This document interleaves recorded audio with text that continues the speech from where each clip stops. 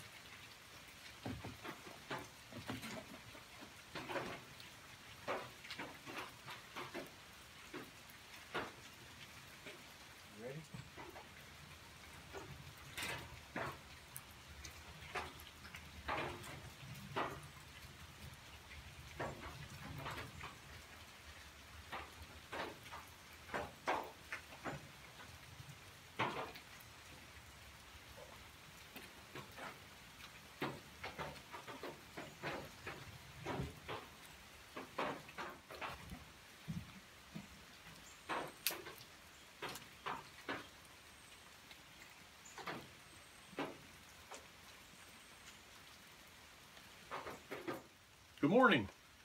Today we're getting ready to eat our breakfast, and I think you saw some of the clips earlier. I'm going to show a little flint knapping, talk about the addle, and some different ways to make a fire. And it's all raining, so I don't know. Maybe Richard said maybe if it quits raining, we'll throw another log on the sawmill and make some more 2x4s. So stay tuned. Oh, we still have a few things to do down there at the compost toilet. Okay, we're going to work on the compost toilet too. So we'll get back with you. Okay, everyone, we're going to talk about some different ways that we use to start fires together. This is kind of a partnership video because some of you are watching from Red Bush Primitives, some of you from Smoky Mountain Outpost. But Jeff has brought a lot of things with him that we're going to take a look at today. And the first being is how we start fires. So I'm going to let him explain some of the stuff that he's brought and how he uses that. So you saw us start a fire with I call them fire muffins. So I build these at home to start my wood stove all winter long. It's paraffin wax and wood shavings, and it doesn't take a spark from the ferro rod really good, but like you saw, if you scrape some fat wood on it, then it will catch fire good. Of course, you could start it with one of these fairly easy. Yep. Okay, but you may not have one of these with you. The main thing about it is you have an extended burn to get the rest of your kindling and everything going. Yeah. So, you saw ferro rod, that throws sparks. That's a good starter. Now, one of the ways I do a lot of times is I use a piece of steel and a piece of flint and char cloth. So char cloth is just any cotton cloth. You put it in a tin, stick it over the fire. You have to have a hole poked in the tin, and it'll smoke. It's an incomplete burn, so it's just all the carbon. and it'll catch a spark really quick off of the flint and steel. So basically what happens is the flint is harder than the steel, and those little sparks coming off of there are actually slivers of steel coming off. If you take a piece of your char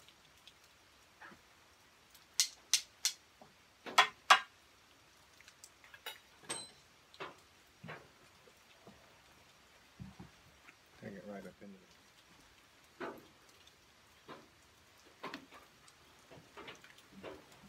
So now once you had this, you'd have to have a tinder bundle to put it in.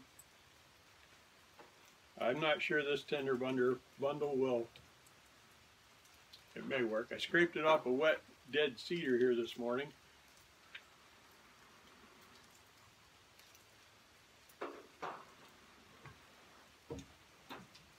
We're almost there.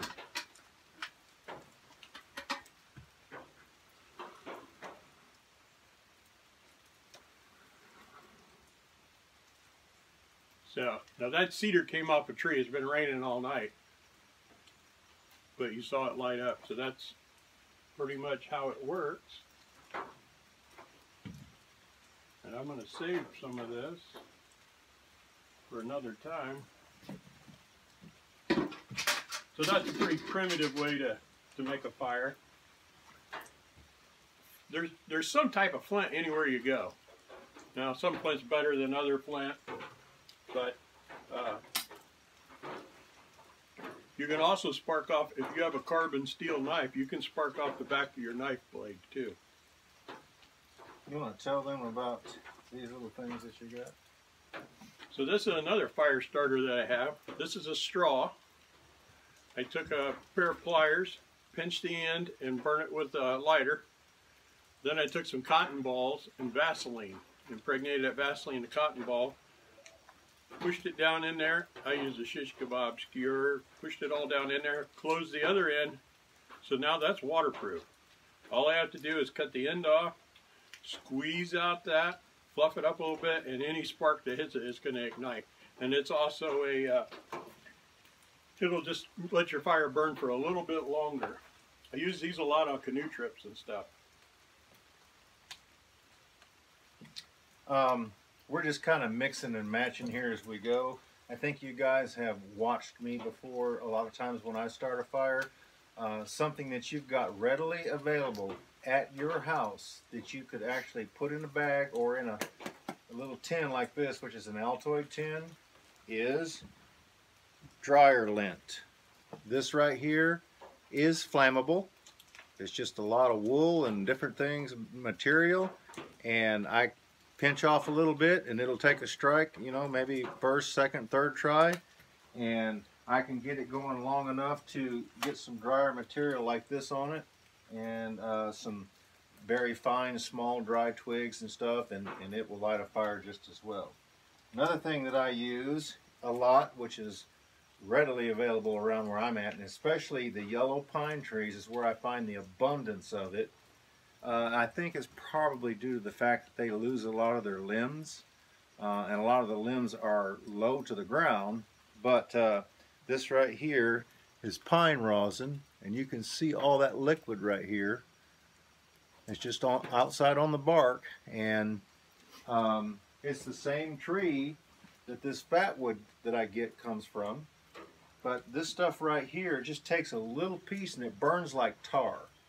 I think what happens is when the tree gets damaged, a limb or something like that falls off, it oozes this stuff out because it gets really hard. You've probably seen people melt this down and use it to like seal something, because once it dries it will get hard. This right here is pretty soft because it's so thick, but I've also got some right here that I keep in this little tin, just like this.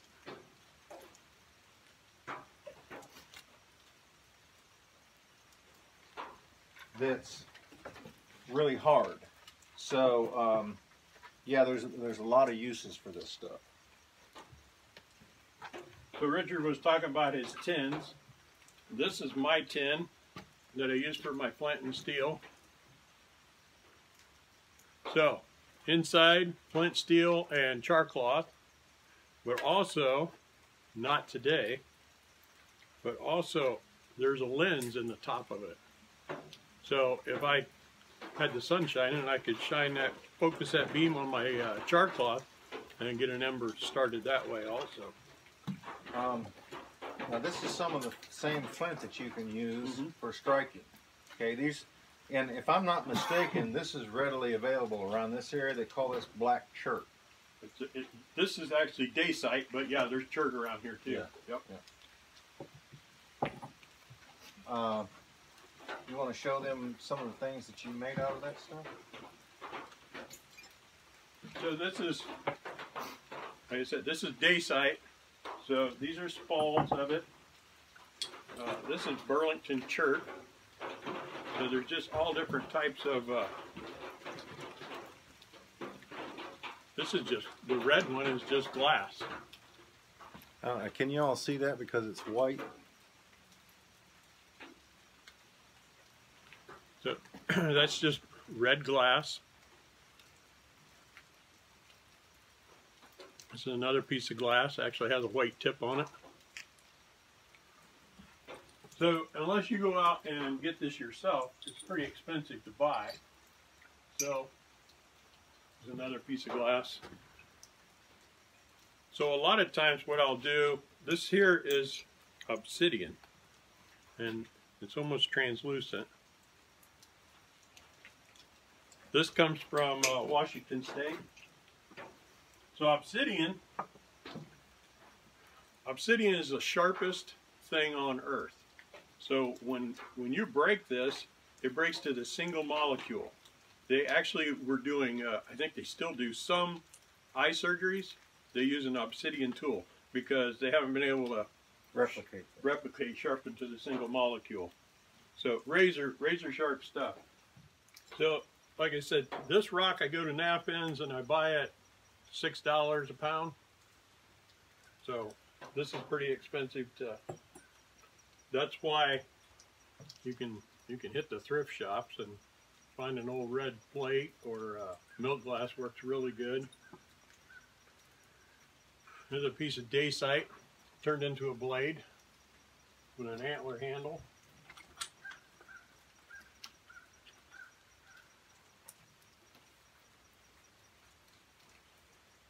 And when that gets dull, you just dress the edge up again to break some chips off. So the way I do it, the way I make a lot of these is I buy what they call a preform. So basically you take the big piece of flint and you put it on a saw. Okay, so I said this stuff here is like, it just depends on who you're buying it from, $5 to $6 a pound. And it's a rock, so you know how heavy a rock is. So I buy it in a preform. Guys will take this, put it on a big lapidary saw, and saw it into thin pieces, and then they'll preform it. This takes a different style. This is pressure flaking when you work this, and this is percussion. You have to use another rock or something to break it. But I could beat on this and maybe have nothing but a pile of little chips on the floor. This, pretty confident that I could have an arrowhead out of it once I got done with it. The tools are pretty simple that they use. Antler. That's just that's a tip off an elk antler. Copper. So that's just a hickory twig, and it's got a piece of copper in it. You take that copper and you hammer it with a hammer, it makes it harder just by hammering it. And then you can file it off and do that. And then you have to abrade it. I'll show you all that when I do a little bit of that. Well, we're going to take a little bit of a break here, and we're going to get set up because if he's going to show you some flint knapping, we've got a tarp that we need to put down on the floor so that we don't have all those shavings and things like that laying everywhere. So we'll be right back with you. All right, welcome back everybody. So I'm going to do a little percussion knapping. I am by no means a knapping expert or anything like that. I kind of like to do it. I kind of consider it as therapy. You sit down, you start working on it, and that's all you really think about. So like I said earlier, rock is hard to get, rock is expensive from where I am from. So I don't do a lot of percussion. I do some. Most of the time I do pressure flaking, so I'll show you. So I start off with my rock. I'm looking for a ridge, and then I've got to build a platform. I have to abrade it like shooting pool. If you don't chalk the end of your pool cue, it's just going to bounce off the cue ball.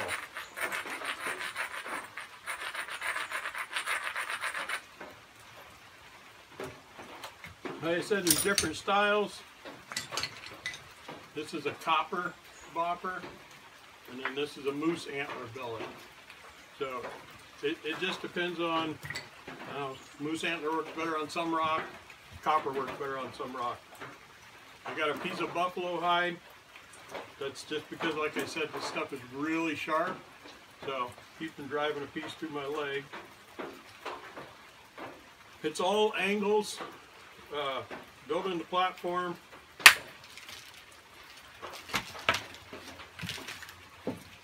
So there's a flake. So I got almost off of that, not quite. So I'll move over just a little bit.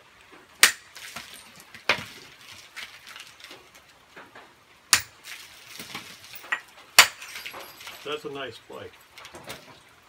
Now that's a flake, but you could skin a deer with that. It's super sharp. A lot of times the knives and stuff that they use didn't resemble a knife. It was just a good sharp flake. So there's a couple more. So you can see that real quickly I could go from a really nice piece of rock down to a really nice pile of little pieces of rock. So you just work your way around. Always start out to make the biggest blade you can make, because if you're trying to make a big blade and it breaks in half, okay, well now you got two arrowheads. But if you take this rock and try to make an arrowhead, that's just not feasible. So that's pretty much the whole percussion.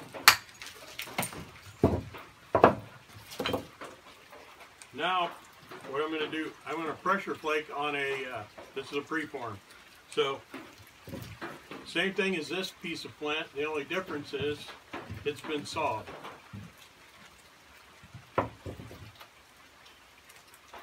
Lots of different tools. I don't know, for some reason this is one of my favorite. It's just a hickory limb and I put a piece of copper in. There's also, this is called an Ishi stick. I think if you Google Ishi was the last known living Native American in California. Some railroad workers found him. Pope and Young, they took him in at the university. He taught them a bunch of stuff. Basically how the Ishi stick works is, instead of using my wrist to do all this, I can put it under my arm, and now I can use my whole body.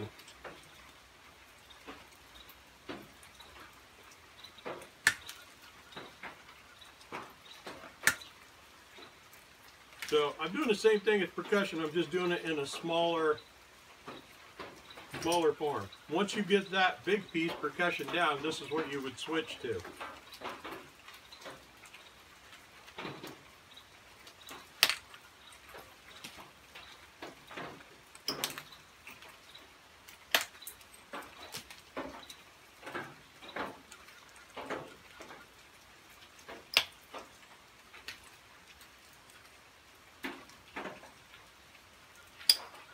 Like I said, I'm no expert by no means. I thought it might be kind of interesting, so I went to a nap-in, which is just a bunch of people sitting around in a big circle just like this, breaking rocks. And I sat down with a gentleman and he just started showing me the basics. So again, I'm abrading it.